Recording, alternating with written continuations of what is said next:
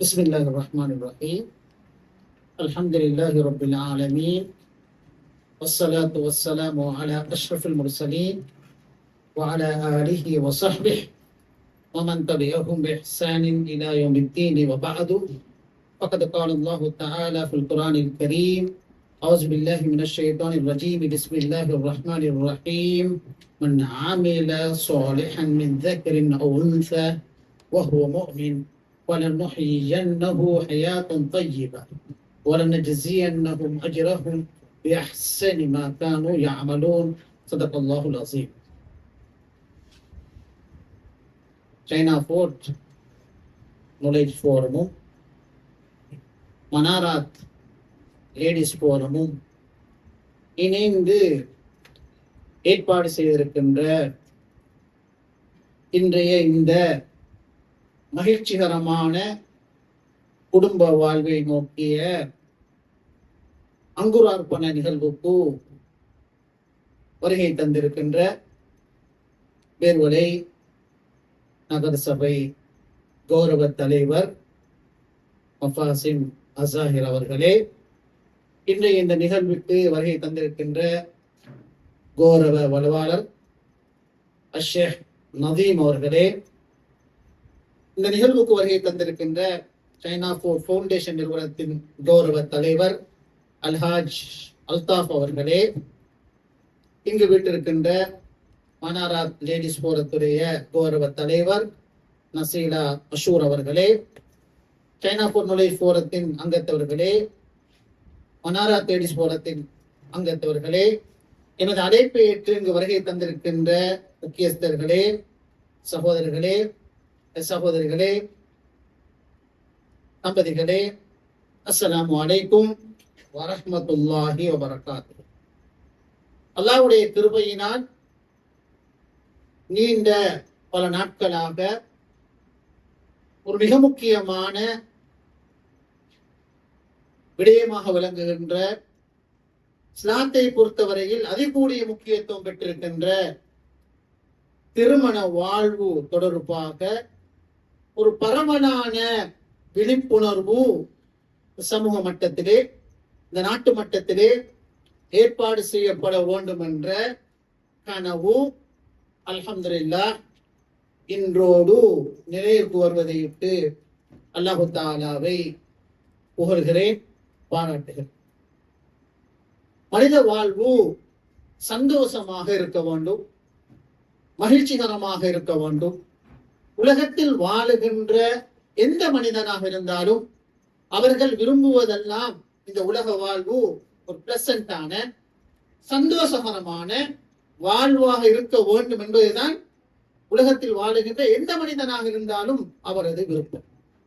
End of the டே தான் சந்தோஷமா இருக்க வேண்டும், தனது கணவன் தனது மனைவி சந்தோஷமா இருக்க வேண்டும், தாய் தகப்பன் சந்தோஷமா இருக்க வேண்டும், பிள்ளைகளும் சந்தோஷமா இருக்க வேண்டும், எக்ஸ்டெண்டட் ஃபேமிலி சந்தோஷமா இருக்க வேண்டும், சமூகத்தில் உள்ளவர்கள் சந்தோஷமா இருக்க வேண்டும் என்பதுதான் உலகத்தில் வாழுகின்ற எல்லோருடைய நல்ல மனிதருடைய ஆசையாக அவாவாக இருக்கு.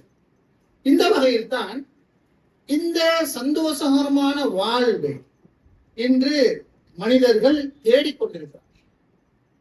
எங்கே மகிழ்ச்சி இருக்கிறது, சந்தோஷம் இருக்கிறது என்று சிந்திக்கிறார்.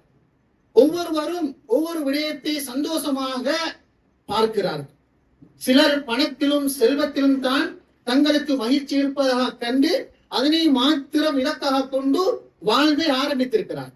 அதிகாரங்களையும் பட்டங்களையும் அடைந்து கொள்ள வேண்டும், அதில் தான் சந்தோஷம் இருக்கிறது என்று சொல்லி அதற்கான முயற்சிகளை இன்னும் பலர் முன்னெடுத்திருக்கிறார். அற்பமான இன்பங்களை நிறைவேற்றிக் கொண்டு அதனூடாக சந்தோஷம் அடைய வேண்டும் என்று இன்னொரு சாரார் களமிறங்கியிருக்கிறார். அற்பமான பொழுதுபோக்குகள், சாதாரண நிகழ்ச்சிகள் கூடாக சந்தோஷத்தையும் மகிழ்ச்சியும் அடைய வேண்டும் என்பதற்காக இன்னொரு சாரார் உழைக்கிறார். கட்டுப்பாடுகளற்ற வாழ்க்கைக்கு ஒழுங்குகளற்ற தான் தோண்டித்தனமாக வாழ்ந்து எப்படியாவது மகிழ்ச்சிகரமாக இருக்க வேண்டும் என்பதற்காக இன்னும் பலர் உழைத்துக் கொண்டிருக்கிறார். இப்படியாக உலகத்தில் வாழுகின்ற மனிதர்களுக்கு மத்தியிலே சந்தோஷத்தை தேடி அலைகின்ற, திரிகின்ற, இறுதியாக உண்மையான சந்தோஷத்தை அடைந்து கொள்ள முடியாமல் தவிக்கின்ற ஒரு நிலையை நாங்கள் பார்க்கிறோம். எனவே இந்த நிலையிலே உண்மையான சந்தோஷம் எங்கு இருக்கிறது? அதனை தான் நாங்கள் சொல்லுகிறோம். குர்ஆனிக் டேர்ம்லே, குர்ஆனுடைய பரிபாசையிலே ஹயாத்தன் தய்யிபா, சந்தோஷகரமான, மகிழ்ச்சிகரமான, இன்பகரமான நல்ல ஒரு வாழ்வு இருக்கிறது என்று குர்ஆன் எந்த வாழ்க்கையில் நிம்மதி இருக்கிறது என்பதனை சூரத்து நஹ்லிலே 97வது வசனத்திலே தற்போது ஓதி காண்பிக்கப்பட்ட அந்த கிராத்தில் கூட நாங்கள் ஞாபகப்படுத்தி பார்த்தோம். அல்லாஹ் தஆலா என்ன சொல்கிறான்? நிம்மதியான வாழ்வு உருவாக வேண்டும் என்றிருந்தால் அதற்கு 2 முக்கியமான நிபந்தனைகள் அவசியம். மன் ஆமில ஸாலிஹன் மின் ஸக்கரின் வ உன்ஸா, இந்த வசனத்தை பாருங்கள். அவுன்ஸா, ஆணாக இருந்தாலும் ஒரு பெண்ணாக இருந்தாலும் அவர் சாலிகான செயற்பாட்டை யார் செய்கிறாரோ, சீரான செயற்பாடுகளை யார் செய்கிறாரோ, வஹுவ முஃமினுன், ஈமான் கொண்ட நிலையில் யாரு இந்த செயற்பாடுகள் ஈடுபடுகிறாரோ, வலனுஹியன்னஹு ஹயாத்தன் தய்யிபா, அவர்களுக்கு சந்தோஷகரமான ஒரு வாழ்க்கையை கொடுப்போம். அன்புக்குரிய சகோதர சகோதரிகளே, இந்த ஆயத்தை நாங்கள் மிகவும் விடயமாக சீரியஸாக சிந்திக்க வேண்டியிருக்கிறது. குர்ஆனுடைய கண்ணோட்டத்திலே ஒருவர் உலகத்தில் ஒரு ஆணாக இருக்கலாம், குர்ஆனை சொல்வது போன்று ஆணாகவும் இருக்கலாம், பெண்ணாகவும் இருக்கலாம், அவர்கள் சந்தோஷத்தை அடைய வேண்டும் என்றிருந்தால் அவர்களுக்கு அல்லாஹ் தஆலா சொல்கின்ற 2 நிபந்தனைகள் தான். முதலாவது ஈமான், அல்லாஹ் பற்றிய ஆழமான நம்பிக்கை, அல்லாஹ்வை நம்ப வேண்டும், மறுமை நாளை நம்ப வேண்டும், இந்த உலகத்தை பரிபாலிக்கின்ற சக்தியின் மீது ஆழ்ந்த நம்பிக்கை இருக்க வேண்டும், உலக நிகழ்வுகள் அனைத்தும் அல்லாஹ்வுடைய கட்டுப்பாட்டு கீழால் தான் இருக்கின்றது, எங்களது அவுட் ஆஃப் கண்ட்ரோலில் தான் இந்த டோட்டல் பிரபஞ்சமும் இயங்கிக் கொண்டிருக்கிறது என்ற அற்புதமான ஆழமான நம்பிக்கை. அதுதான் நான் யார், எங்கிருந்து வந்திருக்கிறேன், ஏன் வந்திருக்கிறேன், எங்கே நோக்கி சென்றோம் என்ற 4 கேள்விகளுக்கும் பதில் சொல்லுகின்றதுதான் நான் என்ற இந்த மனிதன். ஆணாகவும் இருக்கலாம், பெண்ணாகவும் இருக்கலாம், இளைஞனாக இருக்கலாம், யுவதியாக இருக்கலாம், யாராகவும் இருக்கலாம், ஒரு அற்பமானவன், முகவரி அற்றவன், அட்ரஸ் இல்லாதான். இப்படி இருக்கின்ற பொழுது ஹல் அத்தா அலல் இன்சானி ஹீனும் மின தஹ்ரி லம் யகுன் ஷைஅன் மஸ்பூரா என்ற சூரத்துல் இன்சானிலே அல்லாஹ் தஆலா ஆரம்பிப்பது போன்று இந்த மனிதன் எந்த முகவரியும் இல்லாமல் யாரென்றே சொல்ல முடியாத ஒரு நிலையில் எங்கோ இருந்தான். அப்படியான ஒருவனைத்தான் உலகத்துக்கு கொண்டு வந்து அட்ரஸை கொடுத்து, நேமை கொடுத்து, பட்டம் பதவிகளை கொடுத்து, அதிகாரங்களை கொடுத்து ஆணாக்கி. எங்கிருந்து வந்திருக்கிறேன், வந்ததன் பிறகு நான் என்ன செய்வேன், என்ன பணி என்ன, கடைசியா நான் எங்கு செல்ல போறேன், இது பற்றிய தெளிவான நம்பிக்கை தான். அந்த தெளிவுகளோடு தான் நானும் நீங்கள் உலகத்தில் வாழ்ந்து கொண்டிருக்கிறோம். அற்பமான இலக்குகளுக்காக வாழவில்லை. ஏதோ பிறந்திருக்கிறோம், வாழ வேண்டும், அனுபவிக்க வேண்டும், இன்பங்கள் அனுபவிக்க வேண்டும், அழைப்பு வருகின்ற போது செல்ல வேண்டும், ஒரு சாமானிய மனிதனாக வாழ்ந்துவிட்டு செல்ல வேண்டும் என்பது ஒரு சாதாரண மனிதன் இலக்காக இருக்க முடியும். குர்ஆனை சுமந்த ஒரு மனிதனுடைய இலக்காக இது இருக்க முடியாது. முதலாவது இந்த பார்வை, இந்த தெளிவு அவசியம். இந்த தெளிவோடுதான் குழந்தைகள் வளர்க்கப்படும், ஆண்களும் பெண்களும் வளர்க்கப்படும். இப்படியா உருவாகின்றவர்கள் தான் உலகத்தில் தலைவர்களாக, அறிஞர்களாக, கணவனாக, மனைவியாக, தாயாக, தகப்பனாக என்று மாறி மாறி வர வேண்டிய ஒரு தேவை. அன்புக்குரிய சகோதர சகோதரிகளே, அந்த வகையில் முதலாவது ஈமான், பிறகு அமல் சாலிஹ், சாலிஹான செயற்பாடு, சீரான செயற்பாடு, அழகான செயற்பாடு, உலகத்துக்கு நல்லதை சாதிக்க வேண்டும், அல்லாஹ்வும் ரசூலும் விரும்புவதை சாதிக்க வேண்டும், தன்னுடைய வாழ்வின் ஒவ்வொரு நொடி பொழுதும் அல்லாஹ்வுடைய வசனங்களுக்கு ஏற்ப, இறை தூதர் ஸல்லல்லாஹு அலைஹி வஸல்லம் வழிகாட்டுதல்களுக்கு ஏற்ப இருக்கிறதுவா என்பதை பற்றி சிந்திக்க வேண்டும். இதுதான் சாலிஹான செயற்பாடு. இப்படி நீங்கள் வாழ்ந்தால் அல்லாஹ் என்ன சொல்கிறான், ஃபலனுஹியன்னஹு ஹயாத்தன் தய்யிபா. உலகத்திலே அதுதான் விசேஷம். இந்த ஆயத்தில் நாங்கள் பார்க்க விடயம் என்ன தெரியுமா? அல்லாஹ் தஆலா சொல்கிறான், மறுமையில் அல்ல, பிளஸன்ட் லைஃப் மறுமையில் அல்ல, மறுமை வேறு. குர்ஆன் சொல்வது சூரத்து நஹ்லிலே 97வது வசனத்திலே ஃபலனுஹியன்னஹு ஹயாத்தன் தய்யிபா என்றால் அவருக்கு உலகத்திலே ஒரு தய்யிபா, சீரான, சந்தோஷகரமான, மகிழ்ச்சிகரமான லைஃபை கொடுப்போம். அல்லாஹ்வுடைய ப்ராமிஸ் கண்டிப்பா நடந்தே ஆகும். இப்படி சொல்லுகின்ற பொழுது எங்களில் பலர் என்ன யோசிக்கிறாங்க, பெரிய சல்லி கிடைக்கும், ஹயாத்தம் தெரியுமா, பெரிய சல்லி, கொளுத்த சல்லி கிடைக்கும், பெரும் பணக்காரனா மாற போகிறேன், சரியா தொழுதால், நோம்பு பிடித்தால், வணக்க வழிபாடுகளில் ஈடுபட்டால், ஒழுக்கத்தை பேணினால், குர்ஆன் சுன்னத் அடிப்படையில் வாழ்ந்தால் பெரும் சல்லி கொட்டும். இதுதான் நாங்க எடுக்கின்ற பொதுவான மெட்டீரியல் பாயிண்ட் ஆஃப் வியூ. ஆனால் நானும் நீங்க நினைக்கின்ற இந்த அற்பமான கருத்தை விட விரிந்த கருத்து தான் ஹயாத்தன் தய்யிபா. அதுக்கு பல நூற்றுக்கணக்கான கருத்துக்கள் இருக்கின்றன.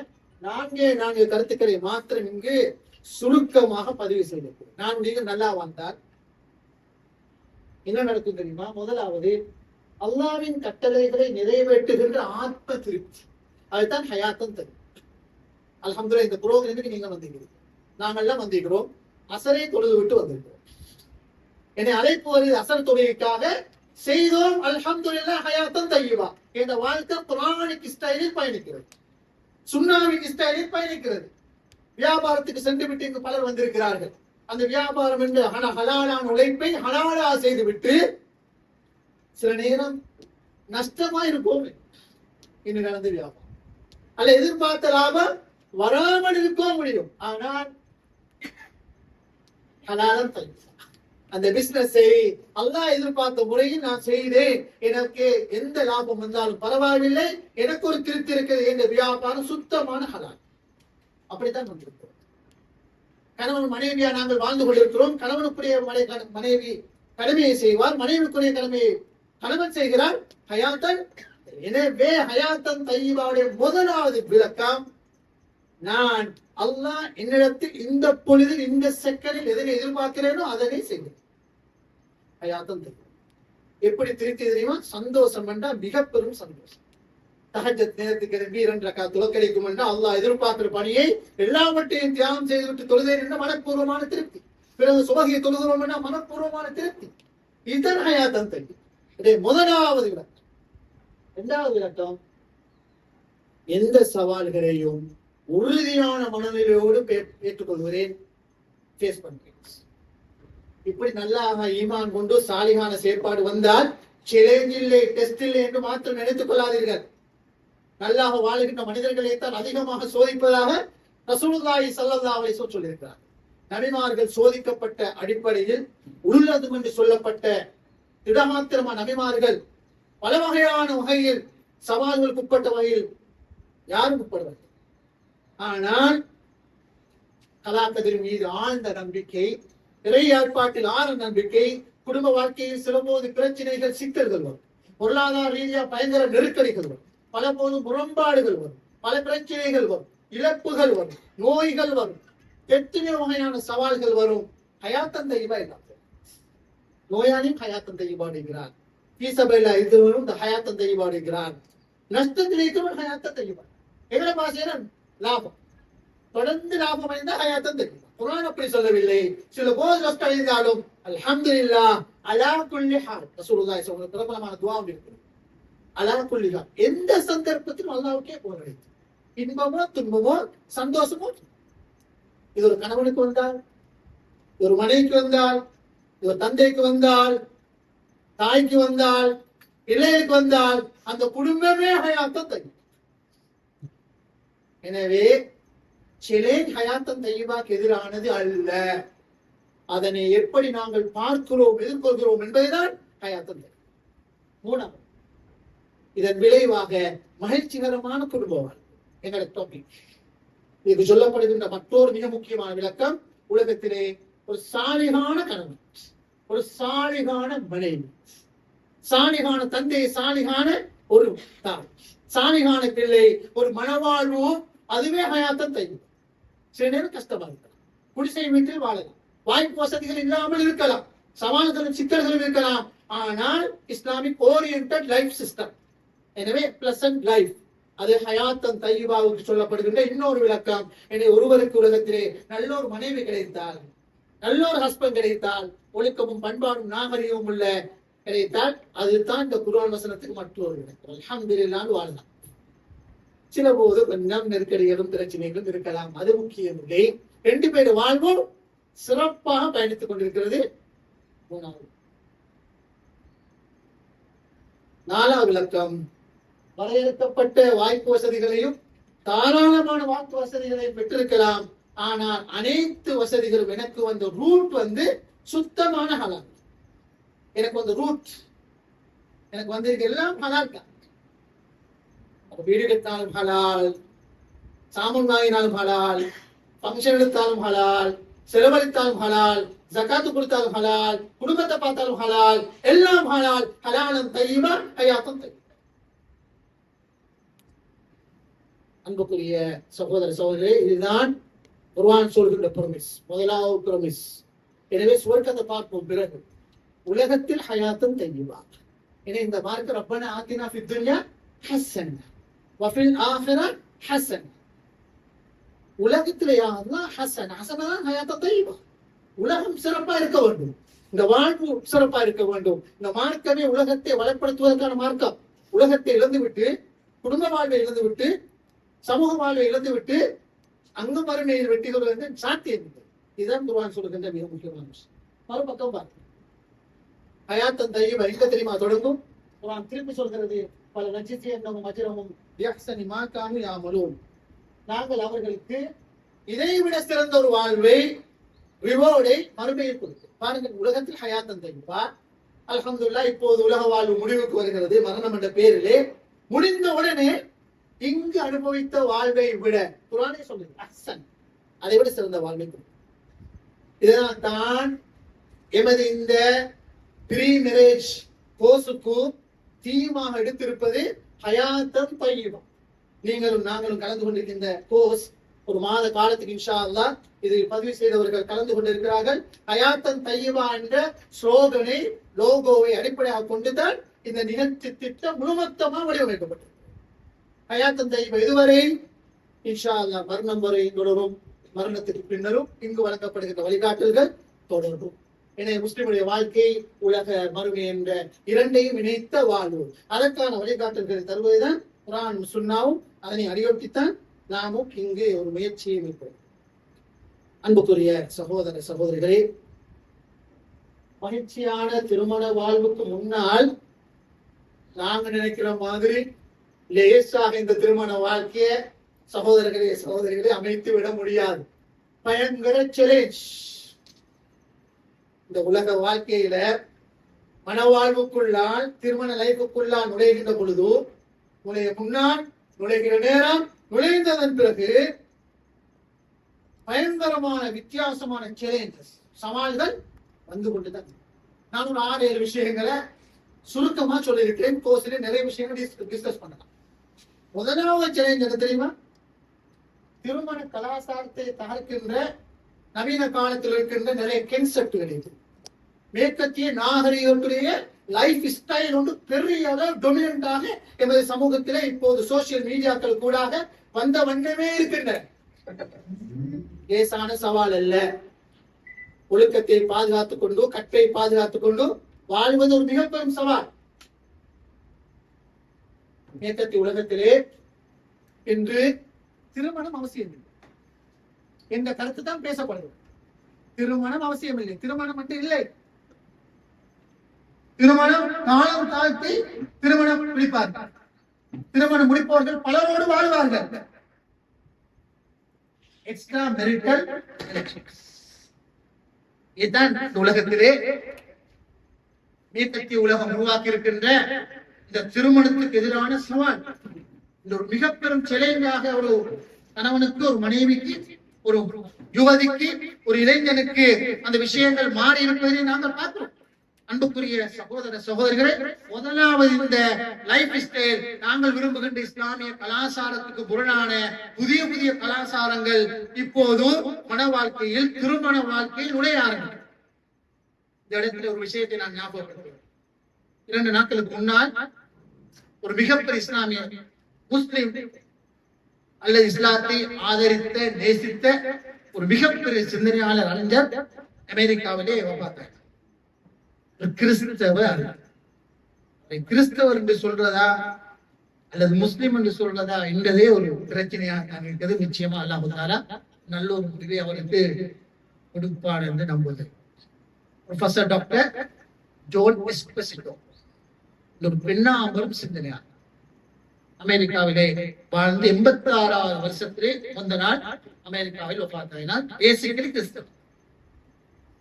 55க்கு மேற்பட்ட நூல்களை எழுதின மிக பெரும் அறிஞர். அவ்வளவு நூலும் இஸ்லாத்தை பாதுகாக்க, அவ்வளவு நூலும் இஸ்லாத்தை பாதுகாக்கிறதுக்கு என்று எழுதின புத்தகம். அதிலே பலஸ்தீனை சேர்ந்த ஒரு மிக அறிஞர் இஸ்மாயில் ராஜி ஃபாரூக் என்ற இஸ்லாமைசேஷன் ஆஃப் நாலேஜ் என்று பேசிய அந்த மிக பெரும் அறிஞருடைய மகன். அவரால் ஆகர்ஷிக்கப்பட்டவர். அதுல ஒரு புத்தகம் இஸ்லாம் தி ஸ்ட்ரைட் பாத். இஸ்லாம் மட்டும்தான் சரியான. அதுதான் புத்தகத்தின் பேர். இஸ்லாம் ஸ்ட்ரைட் பாத். இஸ்லாம் மட்டும்தான் சரியான. அதிலே அந்த புத்தகத்தை சொல்லிக் கொள்வார நேரம் இது 1988ஆம் ஆண்டு எழுதப்பட்ட நூல். நான் நினைக்கிற ஒரு முஸ்லிம் அறிஞரால் கூட அப்படி எழுதலாமா பேசலாமா என்பதை சந்தேகமாக.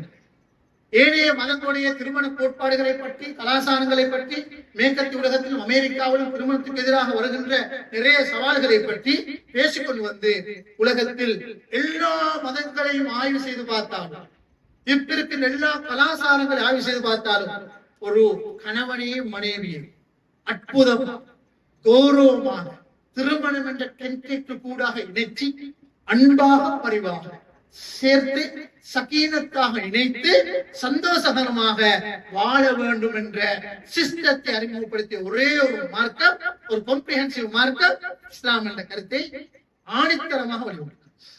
ஏனைய மதங்கள் எதிலேயும் கூட அந்த மாதிரி ஒரு தெளிவை எங்களுக்கு பார்க்க முடியாது என்று இஸ்லாத்தை ஆய்வுக்கு உட்படுத்திய மேற்கத்திய அறிஞர் அவருக்கு சொல்றது என்னென்றால் அமெரிக்கன் ஸ்கூல் ஆஃப் இஸ்லாம் அப்படிதான் சொல்லுது. முஸ்லிம் சொல்றதுல சின்ன ஒரு மயக்கம் இருக்குது. முந்த நாள் ஒப்பாத்தாகிய பிறகு இந்த இருக்கிற இஸ்லாமிய உலகத்தில் எல்லா அறிஞர்களும் அனுதாப செய்திகளை பயந்து கொண்டிருக்கிறார். கிட்டத்தட்ட முஸ்லிம் அறிஞர் ஒப்பாத்தாகிய ஒரு சோகத்திலே முஸ்லிம் உலகம் இன்றைய நாட்களில் கலந்து கொண்டிருக்கிறது. அவ்வளவு தூரம் மேற்கத்திய உலகத்திலும் ஐரோப்பிய உலகத்திலும் இஸ்லாத்துக்கு எதிராக விமர்சனங்கள் முன்வைக்கப்படுவதும் முன்னின்று பெரும் விவாதங்களை நடத்தி 50க்கும் மேற்பட்ட நூல்களை எழுதி இன்னொரு அற்புதமான புத்தகம் இருக்கிறது. என்ன தெரியுமா? Who speaks for Islam? தலைப்பேர் முஸ்லிம்களே பேசாட்டு இஸ்லாத்துக்கா யார் பேசுவாங்க? ஒரு அற்புதமான புத்தகம். ஒரு சரியான கவலை, முஸ்லிம்கள் இஸ்லாத்தை சரியாக விளங்குகிறார்கள், நடைமுறைப்படுத்துகிறார்கள், பேசுகிறார்கள். எனவே நாங்கள் பேச வேண்டும். அப்படியான ஒருவரை நாங்கள் இழந்திருக்கிறோம். ஏன் நான் ஞாபகப்படுத்துகிறேன் தெரியுமா?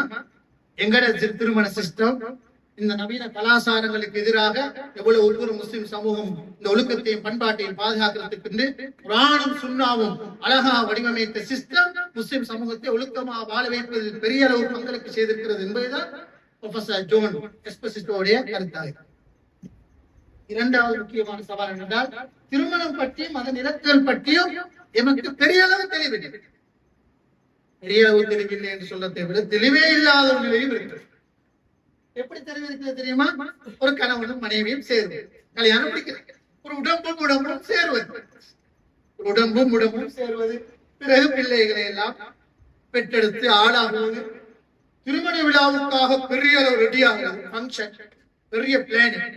அதாவது திருமணத்துக்கு உழைகின்ற இந்த பொடியனையும் இந்த குட்டியையும் இந்த போயையும் கேளையும் மைண்ட் செட்டை தயார்படுத்தி ஒழுக்கத்தை கொடுத்து சிஸ்டம் எல்லாம் போதித்து இஸ்லாமிய ஒழுங்குகள் எல்லாம் கொடுத்து லைஃப் ஸ்டைல் எப்படி முன்னெடுக்க வேண்டும் என்ற இதெல்லாவற்றுக்கும் அப்பா திருமணத்தை பற்றிகரமா செய்யறதுதான் இங்க டாப் லெவல்ல செய்ய வேண்டும். போட்டி போட்டு செய்ய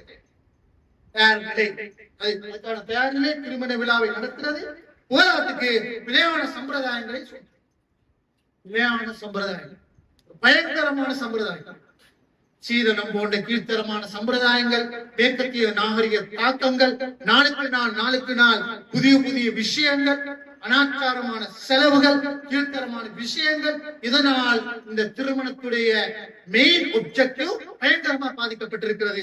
எனவே திருமண வாழ்வை நடத்துவது அல்ல நோக்கம், திருமணத்தை நடத்துவது. திருமண வாழ்வை விட திருமண முக்கியத்துவம் பெற்று வருகிறது என்பது ஒரு பெரும். இளைஞர்கள் வித்தியாசமான கலாச்சாரங்களை உருவாக்குறார்கள். இதனை பார்ப்பதற்கு பேரரசும் இல்லை, மூத்தவர்களும் இல்லை. எல்லாம் அசிங்கமாய் போய் கொண்டிருக்கிறது. இதெல்லாம் மிகவும் பயங்கரமான சிச்சுவேஷன் முஸ்லிம் ஊர்களிலே. இதெல்லாம் மிக கவனமாக திட்டமிட்டு பேசி முன்னெடுத்து செய்யப்பட வேண்டிய நிறைய விஷயங்கள். மூணாவது பெரும் சவால் என்ன தெரியுமா? நாங்கள் வாழ்கின்ற தொழில்நுட்ப வசதிகளும் சமூக வலைத்தளங்களுடைய பயங்கரமான தாக்கங்கள். இந்த திருமண வாழ்க்கையை கொண்டு போறது லேசான விஷயம் இல்ல. திருமணம் முடிக்க முந்தி ப்ரீ மெரிட்டல் அஃபேர்ஸ் முன்னைய காலங்களை விட சோசியல் மீடியாவுக்கு கூடாக பயங்கர அசிங்கம். அதை நாங்கள் கோசில் பேசுறேன் விரிவாக சந்தர்ப்பம் இல்லை. திருமணம் முடித்து கணவன் மனைவியா வாழ்கிற நேரத்திலே எக்ஸ்டர்னல் மெரிட்டல் அதுக்கெல்லாம் பெரிய அளவு பங்களிப்பு செய்கிற ஊடகங்கள் வந்திருக்கு. யாரையும் இப்போ சந்திக்க வேண்டிய அவசியம் இல்லை. பிசிக்கல் யாரும் சந்திக்கிறதும் இல்லை. எல்லாரும் மூன்றிருந்தால் போதும். எனவே எது? அதனால்தான் நான் ஆரம்ப வசனத்தை ஓதிவிட்டு அந்த வசனத்தை தொடர்ந்து ஓதிக்கொள்வாங்க.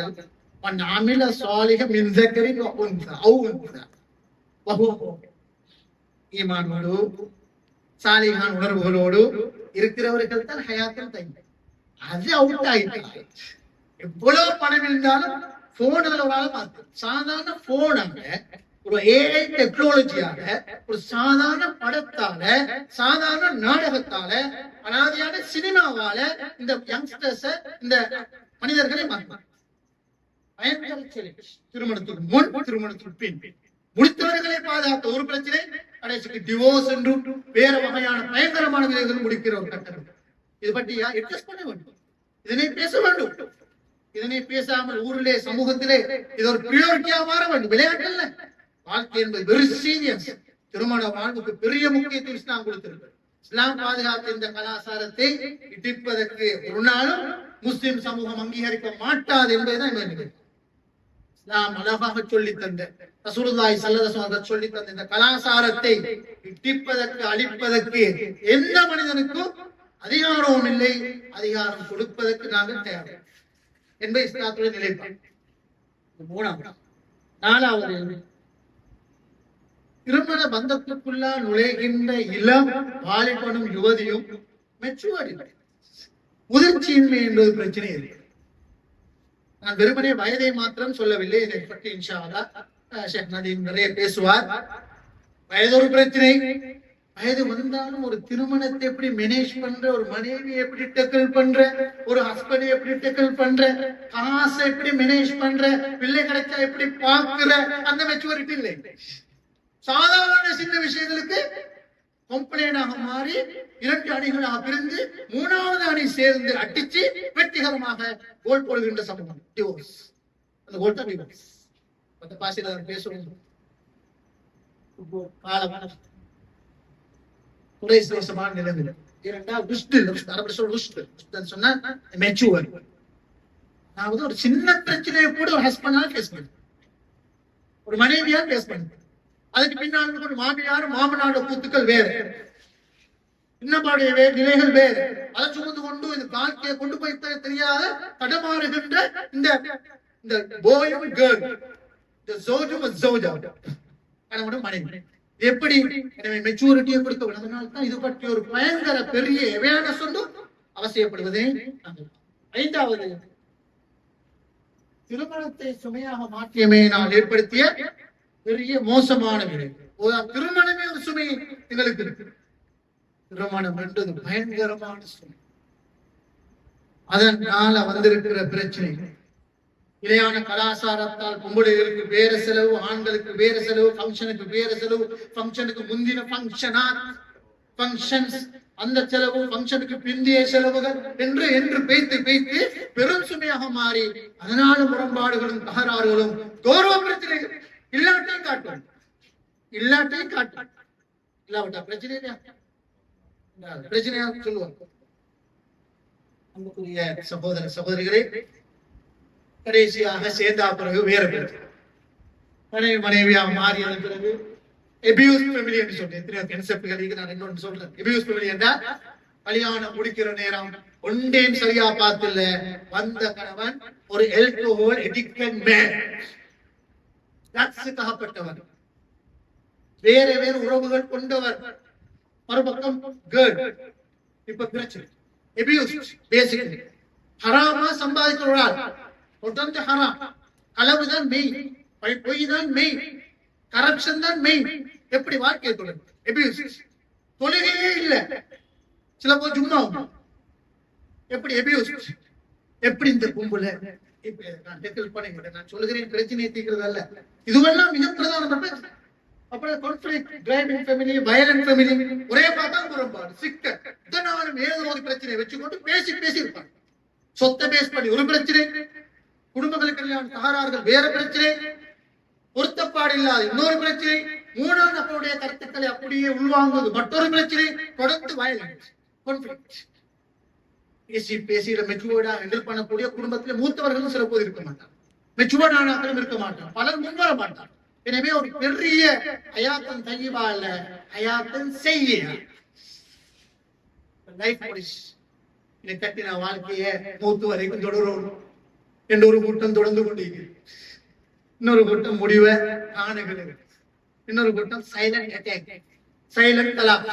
அதாவது இவர் இங்க அவர் அங்க, தலாக்கும் இல்ல ஹயாத்தும் இல்லை, தலாக்கும் இல்ல ஹயாத்தும் இளைவுகள். நான் பேசிக்கொண்டிருக்கிற ஹயாத் டுவர்ட்ஸ் ஹயாத்தன் தய்யிபா, வாழ்க்கையிலே மறந்துறாங்க கன்செப்ட். சுவர்க்கம் வரகாட்டி இன்ஷா அல்லாஹ் போகலாம், அதுதான் எங்களோட லட்சியம். 7வது, முடித்த திருமணத்தை இஸ்லாமிய ரீதியாக கொண்டு போறது எப்படி என்பது தெரியும். தொடர்ந்து ஒவ்வொரு வகையான இஸ்லாம் சொல்லுகிற அடிப்படையில கொண்டு போவது மிக பெரும் சவாலாகும். எல்லாத்திலையும் விளைவென்ன, பிளசன்ட் லைஃப் போய்கிட்டே ஆரம்பிக்கிறது. பெரிய சந்தோஷமாக முன்னெடுக்கப்பட்ட பெரிய அளவு செலவழித்து செய்த பெரிய எக்ஸ்பெக்டேஷனோடு தான் யாரும் கல்யாணம் முடிப்பாங்க. கல்யாணத்தை முடிக்க ஒரு நாள் தாயும் தகப்பனும் விரும்ப மாட்டார்கள், தனது மகனோ மகளோ வாழ்க்கை இடையில் துன்பப்படுவதை ஒரு நாளும் விரும்ப மாட்டார். ஆனால் துரைஷ்டவசமாக மேற்சொன்ன சவால்களோடு இன்னும் விஷயங்கள் இருக்கின்றன, பல விஷயங்கள். அதெல்லாம் செல்வாக்கு செலுத்தி விளைவு ஒன்றோ தலா அல்லது சைலண்ட் தலா, தலாக் நடக்காது. 20-30 வருஷமா தொடரும். ஒரு மூத்தாயின அப்புறம் இதாயிக்கிறபடி கேள்வி 20 வருஷமா இல்ல கேள்வி வரும், இதாயிருக்கு பெல்ட்டில வாங்க முடியுது சமூகம். 2. 3வது, வாழ்ந்து கொண்டிருப்பார்கள் நிம்மதி, சக்கீனா, சந்தோஷம். உங்களுக்கு தெரியும், குடும்ப வாழ்க்கையில அடிப்படை சுக்கூன், சந்தோஷம். கணவன் வீட்டுக்கு போற நேரம், டயர்டாகி போற நேரம், இந்த மனைவி அவரை வரவேற்கின்ற அந்த மனோநிலை, அந்த சந்தோஷமாக பாராட்டி எடுக்கின்ற அதுவும், அல்லது மனைவிக்கு இஷ்யூகள் வருகிற நேரம் கணவன் பாராட்டி எடுக்கின்ற நிலையில் தான் சக்கீனா. பிறகு பிள்ளையை வளர்க்கலாம், ஆரோக்கியமான பிள்ளைகள் உருவாக்குவது பெரிய சேலஞ்சாமா. கடைசியாக இந்த குடும்பத்தால குடும்பத்துக்கோ சமூகத்துக்கோ எந்த பங்களிப்பு செய்கிறது, பங்களிப்பே இல்லாம ஒன்று செய்யல, இந்த பிரச்சனையை தீர்க்க காலம். அன்புக்குரிய சகோதர சகோதரி, இதனால் தான் இந்த ஸ்லைடை கொஞ்சம் பாருங்க. எனவே பெற்றோரால் மாத்திரம் பிள்ளைகளை திருமணத்துக்கு தயார்படுத்தலாமா, திருமண வாழ்வுக்கு தயார்படுத்தலாமா, அதுக்கு வெளியில விசேட கோர்ஸுகளும் பயிற்சிகளும் அவசியமா? இதுதான் கொஸ்டின், இதுதான் எங்க விஷயம். இன்றைய நவீன சவால்கள் நிறைந்திருக்கின்ற உலகத்திலே இந்த பெற்றோர் அப்படி மெச்சூர்டான நிலையில் இல்லை, போதிய அளவு இந்த விஷயங்களை உள்வாங்கிய நிலையில் இல்லை. பல போது பாமர பெற்றோர்கள் தான் இருக்கிறார்கள்.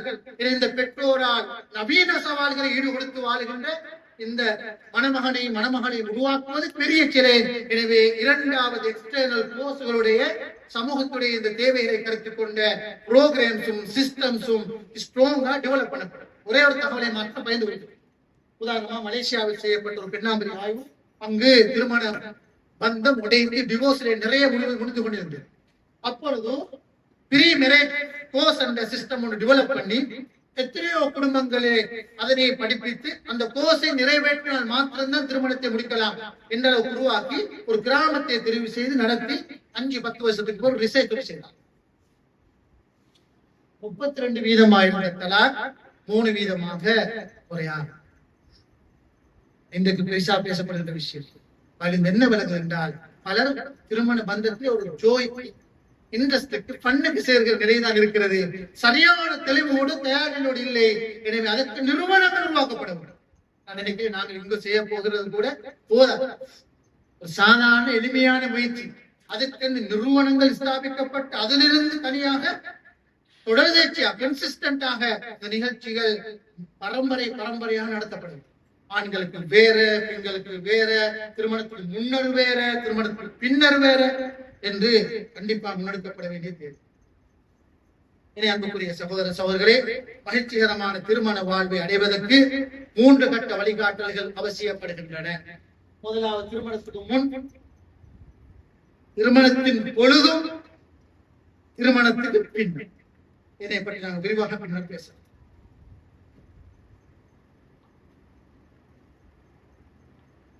சுவர்க்கம் எம் வீடுகள், அல் ஜன்னா ஃபீ புயூத் என்று எத்தனை அறிஞர்கள் புத்தகம் எழுதினார். அல் ஜன்னா ஃபீ புயூத், சுவர்க்கத்துக்கு போக முடிய சுவர்க்கம் எமது வீடு. எது எமது வீடு? நாங்கள் வாழுகின்ற பிளசன்டான ஃபேமிலி தான் ஜன்னா. சுவர்க்கம் போவதற்கு முன்னால் ஜன்னா ஃபீ புயூத். எனவே திருமண ஒப்பந்தத்துக்கு நான் நுழைகின்ற பொழுது உங்களுக்கு தெரியும், குர்ஆன் சொல்லுகின்ற ஒரு மிக முக்கியமான செய்தி இருக்கிறது. சூரத்து நிசாவிலே வருகின்ற இந்த ஆயத் மீசாக் என்ற கலீதான் அல்லாஹ் தஆலா சொல்கிறான். உங்களுக்கு தெரியும், கணவனை மனைவியை இணைக்கின்ற அந்த நிக்காஹ் மஜ்லிஸ், நான் சொல்றோம் நிக்காஹ் மஜ்லிஸ்னு சொல்றோம். ரெஜிஸ்டார் இருக்க, ஷாஹித் இருக்க, வலி இருக்க, ஒரு சபை ஒன்று இருக்க, பள்ளியிலயோ வீட்டிலேயோ ஹோல்லையோ எங்கேயோ ஒரு ஃபங்க்ஷன், அந்த ஃபங்க்ஷன் நிக்காஹ். அதுக்கு குர்ஆன் சொல்ற பேர் என்ன தெரியுமா? அந்த மஜ்லிஸுக்கு பேர் மீசாக்குன் கலீ. வெரி சீரியஸான ஒப்பந்தம். குர்ஆன்ல மீசாக்குன்ற எக்ரிமெண்ட், மீசாக். கலீல் என்றால் ஸ்ட்ராங்கான எக்ரிமெண்ட். குர்ஆன்ல எக்ரிமெண்ட்களை பற்றி குர்ஆன் நிறைய பேசியிருக்கு. சர்வதேச ஒப்பந்தங்களை பற்றி பேசியிருக்கிறது, அரசியல் ஒப்பந்தங்களை பற்றி குர்ஆன் சொல்லியிருக்கிறது, வியாபார ஒப்பந்தங்களை பற்றி குர்ஆன் சொல்லியிருக்கிறது. அங்க எல்லாம் மீசாக் என்ற சொல் மட்டும்தான். ஆனா கணவனையும் மனைவியும் இணைக்கின்ற ஒப்பந்தத்தை குர்ஆன் மீசாக்கோடு சேர்த்து கலீலை சேர்த்து வெரி ஸ்ட்ராங். எனவே திருமணம் என்றது ஒரு குடும்ப வாழ்வின் அடிப்படை என்ற வகையிலே ஜோக்கான எக்ரிமெண்ட் அல்ல. தற்காலிகமா சேர்ந்து ஜோக் அடிச்சு பிரியுது அல்ல. சின்ன சின்ன விஷயங்களை வைத்துக் கொண்டு முரண்பட்டு கொண்டு அதுக்கு பேரு குழுவு, அதுக்கு பேரு ஃபஸ்து, அதுக்கு பேரு தலாக் என்ற பேரிலே முரண்பாடுகளை வளர்த்துக் கொண்டு இருப்பது அல்ல. அது ஃபைனல் ஆப்ஷன் தான். அது இனி வாழவே முடியாது என்று கண்டால் மார்க்கம் அதுக்கு ஆப்ஷனை சொல்லியிருக்கிறது.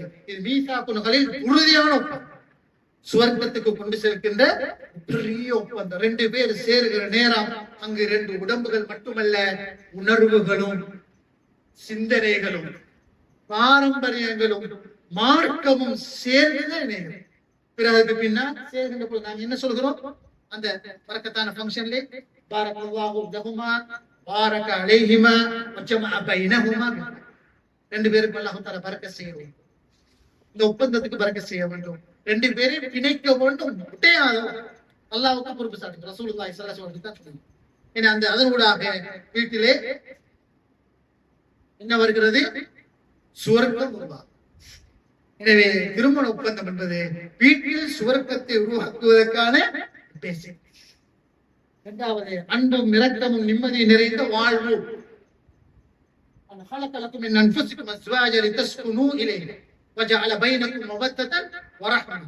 நீங்கள் இன்னொருவரோடு ஸ்பௌஸ் துணையோடு தீர்ந்தால் அங்கு ஒரு மிகப்பெரிய சகீனத்தை பெறலாம், மனநிறைவை அடையலாம். وجعل بينكم موده, உங்களுக்கு அல்லாஹ்வே என்ன செய்யும்? திருமணத்தை இணைகிற நேரம் எங்களுக்கு இருக்க வேண்டும், அங்க சகீனத்தை பெற வேண்டும். அதுக்கப்புறம் அல்லாஹ் பாருங்க وجعل 2 பேருக்கு பத்தி அன்பு, லவ் சொல்ற ஹலாலான பிளஸ் அந்த அன்பையும் இரக்கத்தையும் அல்லாஹ் 2 பேருக்கு வந்து இணைப்பான். அல்லாஹ்வுக்கு அப்படி ஒரு ஆசை உண்டு. 2 பேரையும் சேர்க்க வேண்டும் என்பதுதான் குர்ஆன். அதனுடைய சந்தோஷமான வாழ்க்கை. பிறகு அதுக்கு பிறகு ஒரு பரம்பரை உண்டு, விரிந்த ஒரு பரம்பரை. அதை விரிவான நீங்கள் சூரத்து நஹ்லே 72வது வசனத்தை நீங்கள் பார்த்துக் கொள்ளுங்கள். அல்லாஹ் ஜஅல லக்கும் மின் அன்ஃபுசிக்கும் அஸ்வாஜா, கணவனை மனைவியை உங்களிலிருந்து உருவாக்குகிறார்.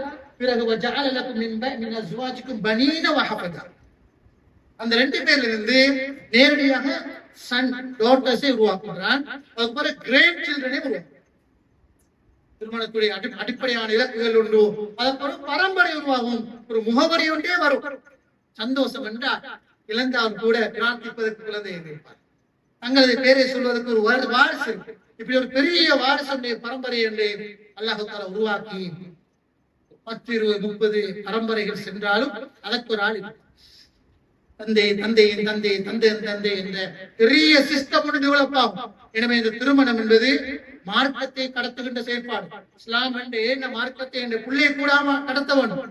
நான் ஏற்றுக்கொண்ட குர்ஆனையும் சுன்னாவையும் பிள்ளைகள் கூட கடத்த வேண்டும். எனவே வெறும் லைஃப் அல்ல, இஸ்லாத்தை பாதுகாக்கிறதுக்கான ஒரு சிஸ்டம் என்ற கருத்தை நாங்கள் புரிந்து கொள்ள வேண்டும். ஏற்கனவே சொன்னேன், அல் ஜன்னா ஃபீ புயூத், சுவர்க்கம் எங்கட வீடு. சுவர்க்கம் முட்டுக்குள்ள வந்துட்டோமே திருமணத்தோட. இன்னொரு சொல்ல போறோம், குடும்பம் சுவர்க்கம். புயூத்துனா ஃபில் ஜன்னah, அரபுல சொல்றோம் புயூத்துனா ஃபில் ஜன்னah. இன்ஷா அல்லாஹ் எல்லாரும் நிலையாக வாழ வரவில்லை. எவ்வளவுதான் ஹயாத்தன் தய்யிபாவாக இருந்தாலும் அலைவு ஒன்று அது வரும். இந்த நேரத்தில் எப்படி வரும் என்று இல்லை, அல்லாஹ் ஏற்றுக்கொண்ட நிலையில் வர வேண்டும். ஆனால் வந்ததன் பிறகு மற்ற சுவர்க்கம் எப்படி ஆரம்பிக்கும்? அல்லாஹ் தஆலா சூரத்து தூர்ல சொல்கிறான். எப்படி என்றால், உலகத்திலே அழகான குடும்ப லைஃபை உருவாக்கினவர்கள், எக்ஸ்டெண்டட் ஃபேமிலி உட்பட, தாய் தகப்பன் உட்பட, சகோதரன் சகோதரி உட்பட, பிள்ளைகள் மட்டுமல்ல பேரைகள் பிள்ளைகள் உட்பட எல்லாரையும் சேர்த்து அல்ஹக்னா பிஹிம் ஸுர்ரியத்துஹும், சுவர்க்கத்திலே நுழைவிப்போம். பெரிய பாக்கியம். இழந்த தாயை பார்க்கலாம், இழந்த தந்தையை பார்க்கலாம், தந்தையும் தந்தையை பார்க்கலாம், பிள்ளைகளையும் பார்க்கலாம், கணவனையும் பார்க்கலாம், மனைவியை பார்க்கலாம். இதுதான் மனிதன் பெறுகின்ற ஆகப்பெரிய இன்பம். சூரத்து தூர்ல அல்லாஹ் தஆலா மிக தெளிவா சொன்ன இந்த குர்ஆன் வசனத்துல சிறப்பு என்ன தெரியுமா?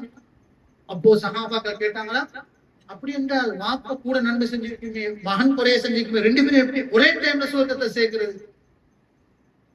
அப்பதான் ரசூலுல்லாஹ் திருப்பி சொன்னா, அதுதானே குர்ஆனே சொல்லிக்குது. மறுபடியும் கேட்கிறேன், வமா அலத்னாஹும் மின்னா பலிஹிம் என்றா, ஒரு நாள் நாங்கள் அவங்க ரெண்டு பேர்ட்டையும் அமலை கொண்டு சேர்க்காமல் குறைக்காமல் அற்புதமான முறையில் சேர்ப்போம். அவ்வளவு பெரிய இன்பம். ரெண்டு பேரையும் சேர்ப்போம். ஆனா ஒரே ஒரு ஷரத்து, ரெண்டு பேர் ஈமானோடு இருந்தா, ரெண்டு பேர் இல்ல, நாங்கள் காணாத காட்டன் குட்டியெல்லாம் பார்க்கிறோம். இன்ஷா அல்லாஹ் நாங்கள் காணா போகாத பேரன் பேத்திகள் அதை தாண்டி வருகிறதை பார்க்கலாம். இப்போது சொல்கிறோம், புயூத்துனா ஃபில் ஜன்னah, வீடு சொர்க்கம். நானும் நீங்கள் விரும்புகிறோம். அதுதான் இங்க வந்திருக்கு, அதுதான் இந்த ப்ரோக்ராம். ஏன்னா ஹயாத்தன் தய்யிபா, அல் ஜன்னah ஃபில் புயூத், புயூத்தினா ஃபில் ஜன்னah.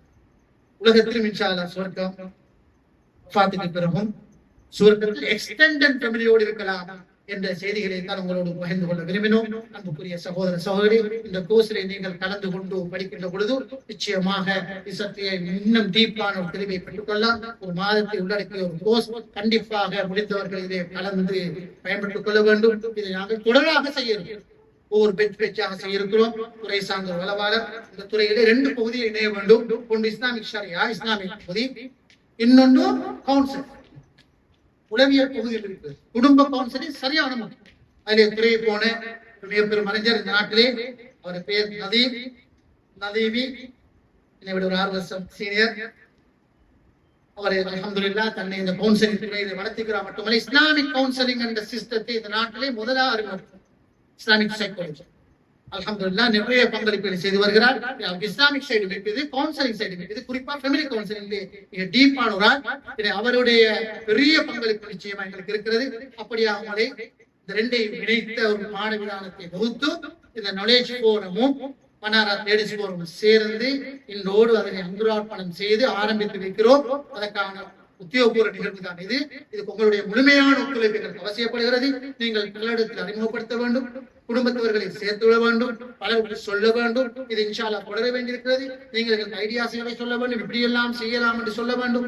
பலரை சேர்த்து எப்படியோ நாங்கள் வாழ்கின்ற இந்த ஊரிலே இருக்கிற குடும்பங்கள், இந்த பிரதேசத்தில் இருக்கின்ற குடும்பங்கள், பலத்தர மாவட்டத்தில் இருக்கின்ற இந்த நாங்கள் பல பகுதிகளை நோக்கி நாங்கள் செல்ல இருக்கிறோம். அதற்கான ஒரு ஆரம்ப பவுண்டேஷனாக நிச்சயமாக இந்த நிகழ்வு இருக்கும் என்று நம்புகிறோம். அல்லாஹ் தஆலா இந்த நிகழ்வை ஏற்றுக்கொள்ள வேண்டும் என்று பிரார்த்தித்து சந்தர்ப்பத்தில் நன்றிகளை தெரிவித்துக் கொண்டு நிறைவு செய்து கொள்கிறேன். வாஹிர் தாவானா அல்ஹம்துலில்லாஹி ரப்பில் ஆலமீன். வஸ்ஸலாமு அலைக்கும் வரஹ்மத்துல்லாஹி